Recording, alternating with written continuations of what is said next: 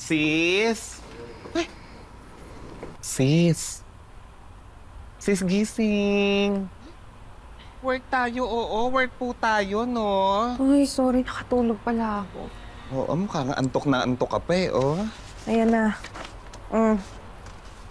Sigurado ako may impress na yung Anika na yan sa mga designs.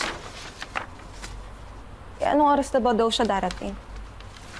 Ayun na nga, sis. Kakachat lang sa akin ni Anika ngayon. Oh.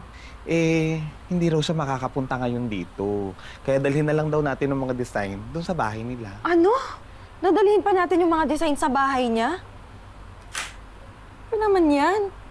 Masyado naman siyang pa-VIP. Hayaan mo na.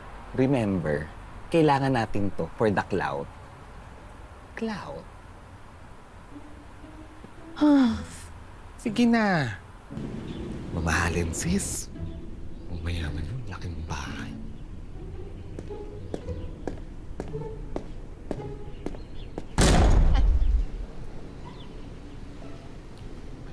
Ay. Hi, Miss Anika. Sorry about that. It's okay. Present ko na rin yung mga designs para makaalis na rin kami agad. Let me see.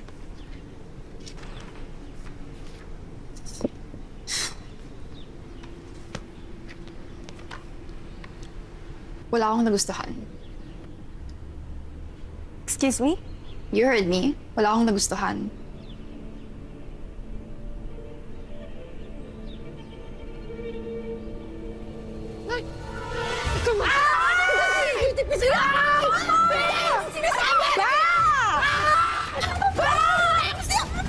Meron akong gustong design. I want you to do this. Gusto niyo po na gawin ko yan? Yep. Ganyan na ganyan. Wait lang, Miss Anika ha, pero I make my own designs. Parang sampal naman po sa mukha ko na papagawin niyo ko ng ibang design. And also, plagiarism po yan. Well, if ayaw mo, di pagagawa ko na lang sa iba. Ay, no, Miss Anika. Kayang-kaya po yan gawin ni Sis Elena. Diba? Ano ba? For the clout. For the clout nga, diba? Kayang-kaya po. Gagawin niya po yan. Well, if that's the case, give me your account number. Ay, sure po. Here po. And I will send you my measurements. Yan. Nasend ko na yung down payment. Na-forward ko na rin yung designs na gusto ko. Okay? Thank you po. Okay.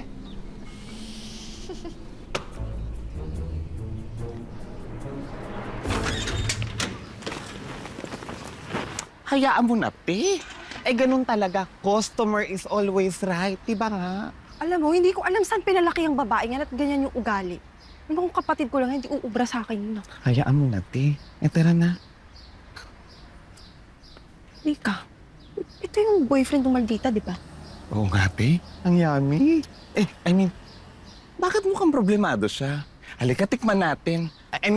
Kausapin natin. Tara. Mukhang problemado eh. Ay, hello! Hi. Ikaw yung boyfriend ni Anika, di ba? Ako nga. Rowel nga pala. Pasensya sa pagbagsak ko ng pinto kanina. Di ko lang talaga mapigilan. Okay lang yun. Hindi naman sa nangihimasok kami, ha? Pero, ba't ba kayo nag-away na dalawa? May pagka-control freak kasi yun eh. Palibhasa, spoiled sa magulang. Nasanay lahat ng gusto niya, nakukuha niya. At kapag hindi yun nakuha, nagagalit yun at di yun natitigil hanggat di niya nakukuha.